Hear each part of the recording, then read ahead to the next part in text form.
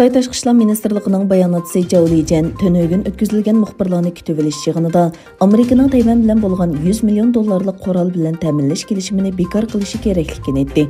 Zhao Lijian yana Xitoy zarur tadbirlarni qo'llanib, igilik huquqini qo'g'daydi dedi.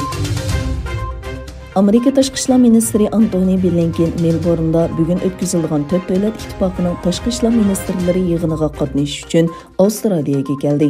Amerika bilan birga Hindiston, Yaponiya va Avstraliya tashqi ishlar ministrlari qatnashadigan 4 taraflik ittifoq yig'ini Rossiya bilan Xitoyning yaqinlashishiga ergishib, Amerika bilan Rossiya o'rtasidagi ziddiyat keskinlashgan bir paytga to'g'ri keldi.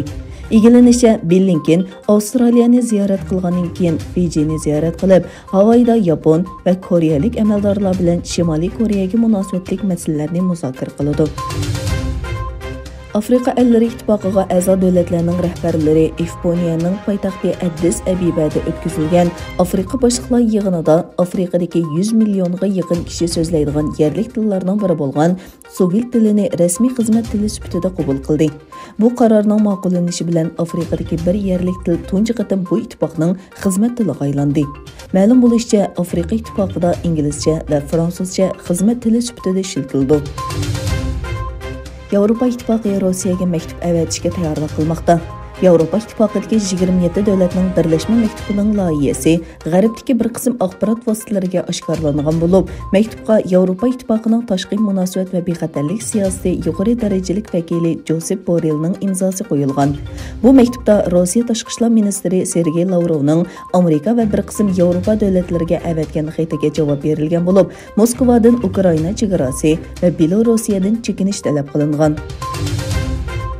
Eron musofisi 1450 kilometr bo'lgan yangi ballistik boshqarilgan bomba qo'yib berdi. Boshqarilgan bomba qo'yib berish Viyanada Eronning yadro plani to'g'risidagi suhbat asliga kelgandan keyin ilib berildi. Egilanishicha, Germaniyadagi tabiiy gaz zapasi bir yilda 82% dan 35% ga tuvanlagan.